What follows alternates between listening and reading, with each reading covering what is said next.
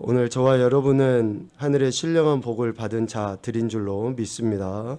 사도 바울이 에베소 교회를 통해서 저들에게 위로하시고 축복했던 그 말씀 중에 신령한 복을 받은 자다라고 이야기를 했습니다. 이 신령한 복을 한마디로 이야기하면 하나님의 자녀, 백성이라는 것으로 이해할 수 있습니다. 신령한 복은 우리가 하나님의 백성이 되고 자녀가 되었다라는 것이죠. 죄인이고 하나님을 알지 못하는 그러한 인생들인 우리를 하나님께서 자녀 삼아 주시고 백성 삼아 주셨다. 그래서 사도 바울은 자녀된 저들이, 백성된 저들이 그렇게 살기를 권면하고 있습니다. 또 간절히 기도하고 있죠. 그 내용이 1장 15절 이후에 나옵니다.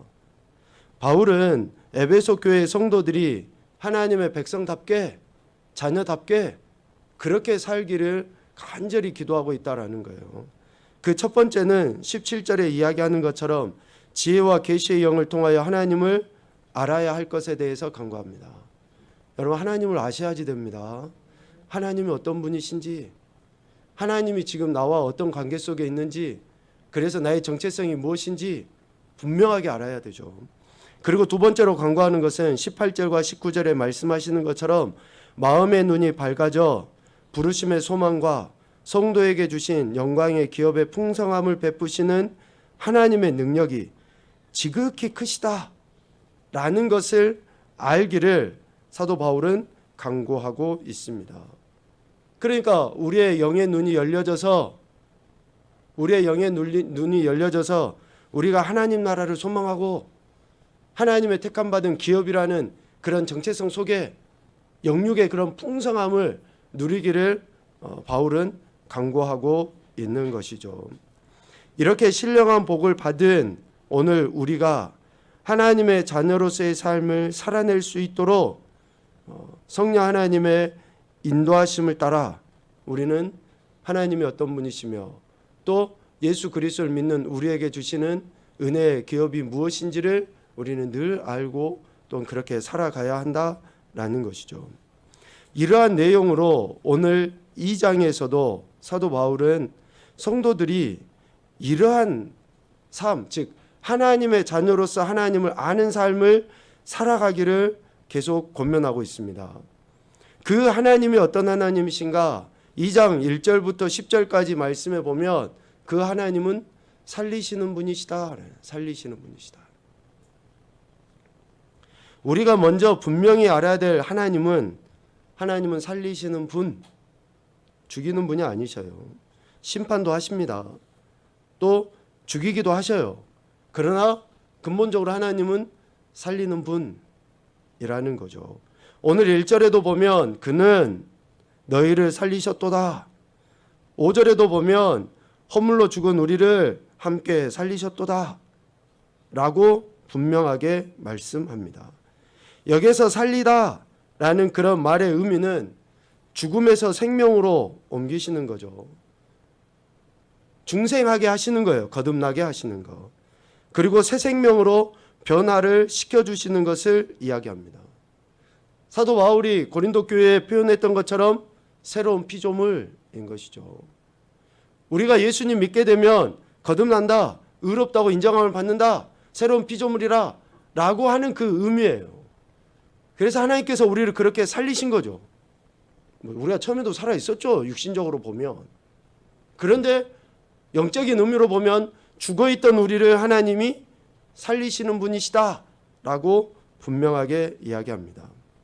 이렇게 하나님은 살리시는 분으로서 살리시기 위하여 즉 이 살리기 위함의 목적을 이루시기 위해서 하나님이 우리 인생에게 부어주신 것이 은혜입니다. 은혜.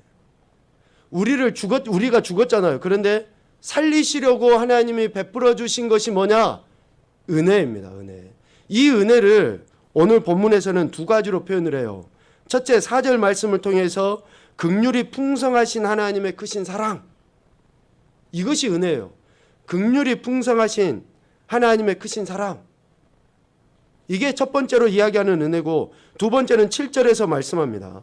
그리스도 예수 안에서 베푸신 자비, 그러니까 하나님의 사랑과 하나님의 자비하심이 오늘 우리에게 주신 은혜고, 그 사랑과 자비하심으로 인해서 우리는 죽음에서 생명으로 옮겨졌고, 죽었던 상태에서 살아난 상태로 바뀌어졌고, 거듭나지 못했던 인생에서 거듭난 인생으로 바뀌어지게 되었다라는 거예요. 이것이 하나님의 은혜가 아니고서는 결코 될 수 없다라는 것을 오늘 본문에서는 강조해서 이야기합니다. 그러니까 우리의 죽음에서 생명으로 옮기시는 것이 하나님의 전적인 은혜다라는 것을 바울은 강조해서 이야기하죠. 그래서 우리가 암송도 하고 잘 아는 것처럼 8절 말씀에 그렇게 되어 있습니다. 우리 8절은 다시 한번 읽어보죠. 시작.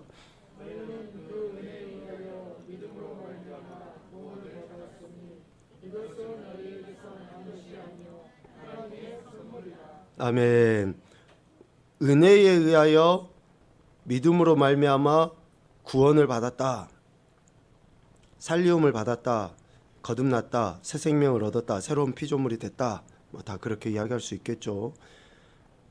하나님의 선물이다라고 분명하게 말씀하십니다.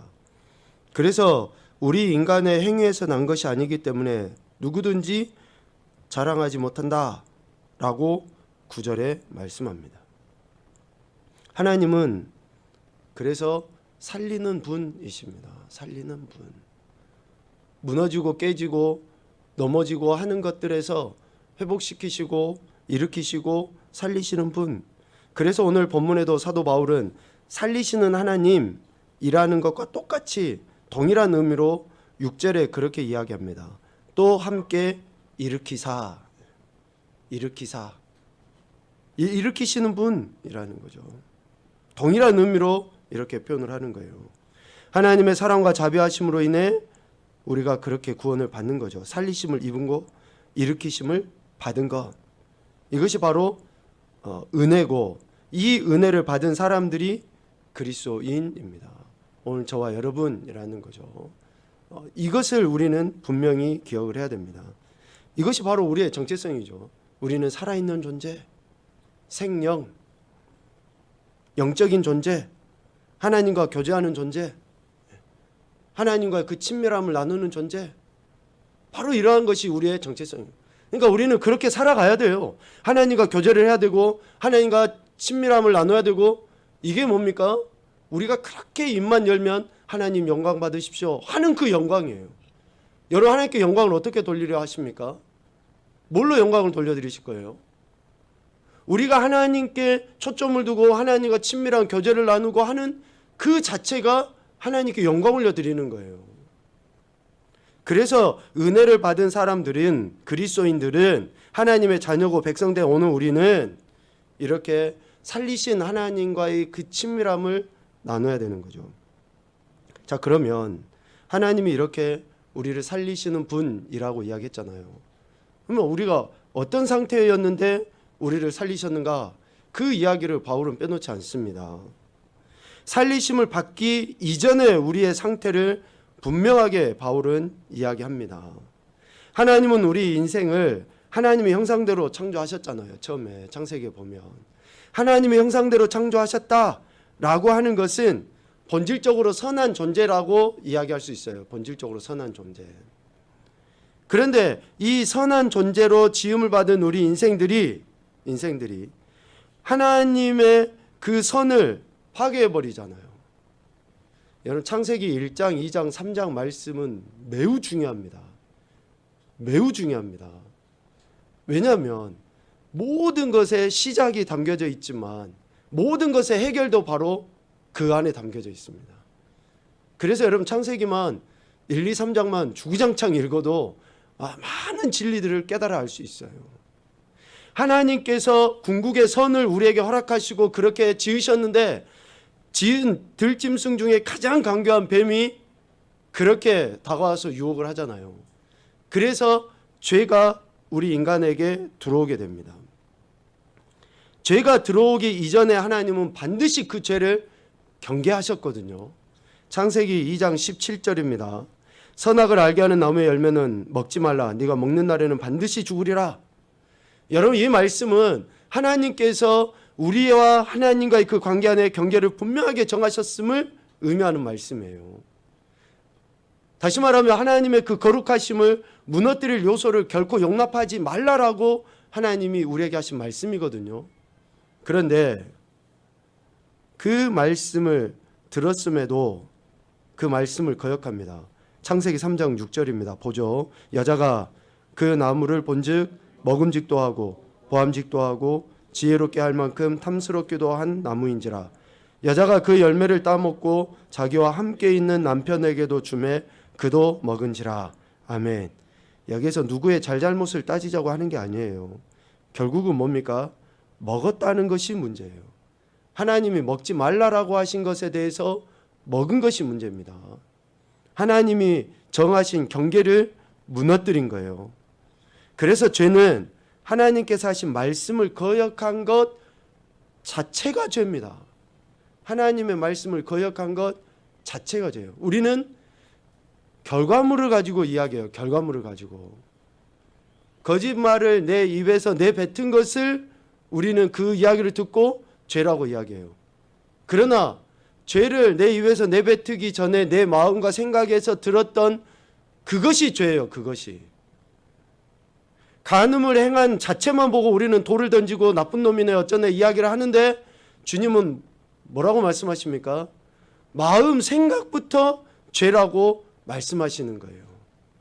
그러니까 죄는 하나님께서 하시는 말씀을 거역한 그 자체, 그 마음을 품음, 그것이 죄다라는 것이죠. 그래서 아담의 후손인 모든 인생은 이러한 죄인인 것이죠. 다시 말하면 죽은 상태. 아무리 살아있다 할지라도 죽은 상태. 죽은 상태에 있는 인간이기 때문에 하나님께서는 살리셨다라고 이야기하는데, 죽은 상태에 있었던 우리 인간들의 삶의 행태가 어떻습니까? 삶의 행태가 2장 1절에 보면 허물과 죄의 삶을 살아갈 뿐입니다. 허물과 죄의 삶을 살아가는 거예요. 허물은 자범죄라고 할 수 있고 죄는 원죄라고 이야기할 수 있습니다. 그러니까 여간 그냥 아담의 후손으로서 갖게 되는 그 원죄와 하나님의 뜻을 대적하는 이러한 죄를 그냥 밥 먹듯이 짓는 거예요. 밥 먹듯이. 그냥 생각부터 행동까지 모든 것이 다 죄예요. 죄.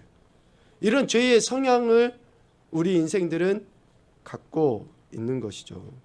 그러한 성향으로 인해서 하나님과의 관계가 파괴되어 버린, 깨져버린 그러한 상태에서 하나님이 살리셨다. 그리고 2절에 보면 우리가 어떤 상태입니까? 죽은 상태의 모습이 이렇게 나타나죠. 불순종의 아들들 가운데 역사하는 영 곧 세상의 풍조를 따르고, 세상의 풍조를 따른 것 죄의 모습이고 죽은 상태입니다. 세상의 풍조를 따르는 것, 공중의 권세 잡은 자를 따르는 노예의 삶을 사는 것. 어쩌면 우리에게 다른 이야기는 잘 안 와 닿을 수도 있어요. 불순종의 아들들 가운데 역사하는 영 얼른 안 와 닿을 수도 있죠. 공중의 권세 잡은 자 느껴지지 않을 수도 있어요. 그런데 틀림없이 바울이 그렇게 표현합니다. 세상의 풍조를 따르고. 여러분, 오늘 우리가 세상의 풍조를 따른다, 세상의 유행을 쫓아 살아간다, 세상이 원하는 대로 살아간다, 세상이 원하는 대로 내가 하고 싶다 라고 하는 것은 미안하지만 영적으로 이미 죽었던 상태에 있었던 그런 삶의 습관과 행동과 태도를 아직 버리지 못한 거예요. 우리 유행 좋아하죠. 유행. 그래서 유행 따라 살 수 있어요. 그런데 그것이 앞서가지고 본질이 빠져버린 그 상태, 그것은 죽은 상태라고 이야기합니다. 그리스도인은 세상의 풍조나 세상의 유행 따라서 사는 게 아니라 그리스도의 말씀 따라 사는 존재가 그리스도인이에요. 아멘입니까? 그리스도인은 세상이 추구하는 방식을 때로는 거스를 수도 있어야지 돼요. 여러분 그런 광고도 많이 들으셨잖아요. 세상 사람들이 다 그래도 진리에서 어긋나면 우리는 아니요 할 수 있어야 되잖아요. 그런데 쭈삣쭈삣 하다가 그냥 아무 말도 안 해요. 그것은 뭡니까? 암묵적으로 동의를 하는 거예요. 그렇다라고. 내가 자신 있게 그냥 세상의 풍조에 따라서 내가 같이 살아야지 이렇게 하지 않아도 그냥 쭈삣쭈삣하고 말을 하지 않고 침묵을 지켜버리는 것은 뭡니까? 암묵적으로 동의하는 거예요. 그러니까 불순종의 아들들 가운데 역사하는 영, 세상의 풍조를 따르는 것은 여전히 우리가 죽은 상태, 즉 죄의 노예 상태에 있는 그런 모습이다라는 것이고, 한 가지 더 이야기하면 3절입니다. 죽은 상태의 삶의 모습은 3절, 육체와 마음에 원하는 것을 하여 다른 이들, 즉 예수 그리스도를 믿지 않는 세상의 사람들과 같이 본질상 진노의 자녀로서의 삶을 살아가는 거예요. 그러니까 앞서 이야기한 것처럼 세상의 풍조를 따른다 그러면 우리 자신을 점검해 볼 수 있는 거죠. 또 하나 육체와 마음에 원하는 것을 한다라고 하면 우리의 영적인 상태를 생각해 보는 거예요. 우리가 모든 것을 하나님께 맡깁니다. 하나님의 주권입니다. 말은 해요. 그런데 우리의 마음과 우리의 감정은 하나님의 주권 가운데 내버려 두질 않아요. 그래서 마음이 원하는 대로 하고 감정이 시키는 대로 하면서 입으로는 모든 것이 하나님의 주권입니다 라고 말은 해요. 여러분 모든 것이 하나님의 주권이다, 하나님께 소유권을 돌린다라고 할 때 어쩌면 가장 핵심적으로 드려야 될 게 물질 아니에요. 여러분 내 시간, 내 건강 아니에요. 내 마음이 하나님께 굴복하지 않으면 물질 못 드립니다. 시간 못 드려요. 내 마음이 하나님의 주권 가운데 굴복해 버려야 되는데, 감정이 하나님의 주권 가운데 굴복해 버려야 되는데, 마음이 원하는 대로, 감정대로.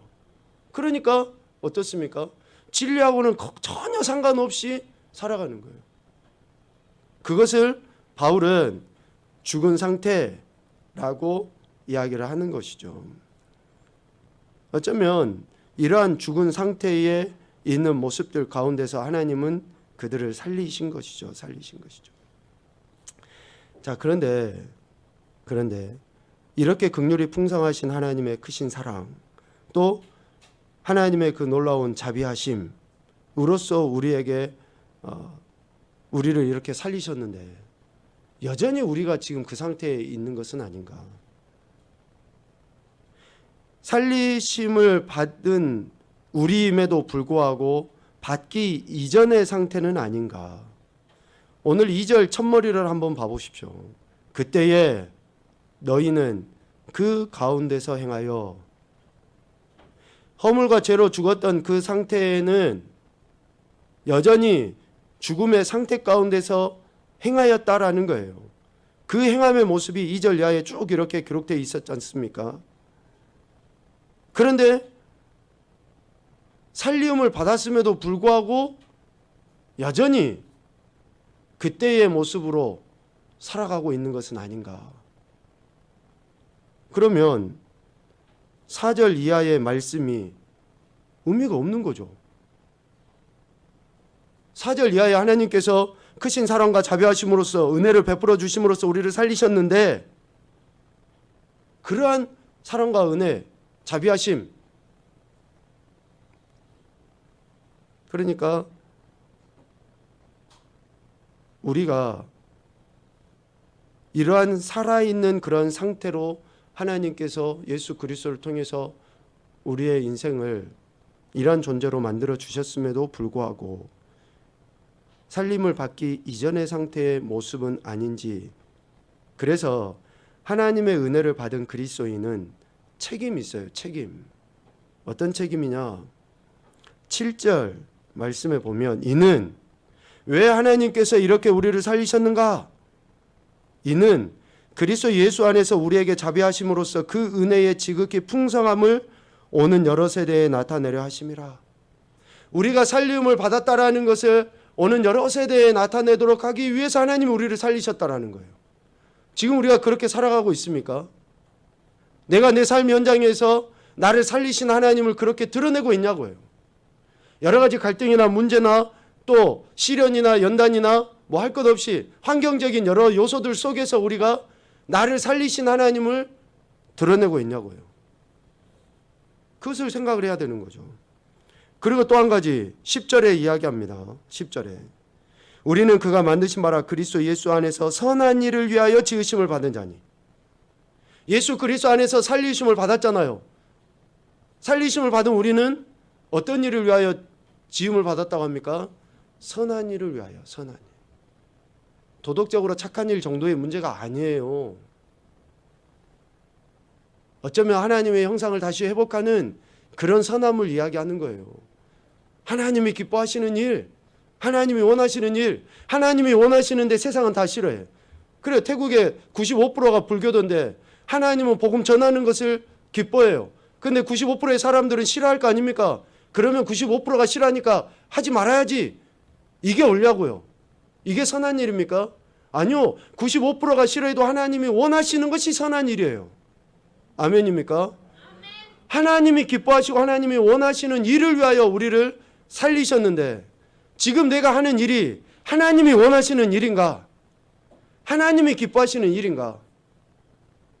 내가 생각하고 행동하는 것이 기준이 하나님이신가? 사람들 눈치 보고 환경적인 요인 생각하고 그게 아니라 하나님이 원하시는 일을 위해서 우리를 살리셨는데 진짜 우리가 그렇게 살아가고 있는가? 이것을 점검하자라는 거죠. 이것을. 내가 하는 것이 하나님을 기쁘시게 하고 있습니까? 아니면 사람을 생각하면서 눈치 보면서 환경 탓하면서 살아갑니까? 그래서 하나님은 죄 가운데 죽어있는 상태인 우리를 이러한 7절과 10절의 말씀과 같이 하도록 하기 위해서 이러한 책임을 주시면서 우리를 살리셨다라는 것이죠.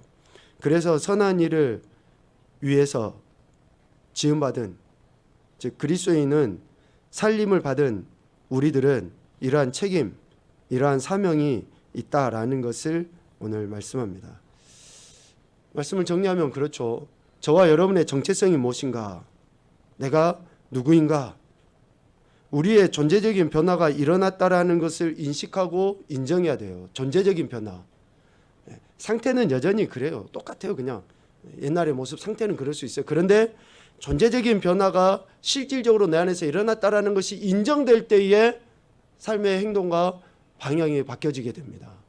내가 그리스도인이라는, 내가 하나님의 백성이고 자녀라는, 예수님의 피값으로 나를 사셨다라는 이러한 정체성의 변화가, 존재의 변화가 있을 때에 삶의 행동은 바뀌어져요. 우리는 흔히 그 이야기를 하잖아요. 자리가 사람을 만든다. 자리가 사람을 만든다. 근데 자리가 사람을 만드는 것이 아니라 실질적으로 자리에 대한 인식이 있을 때 사람이 바뀌어져 가요.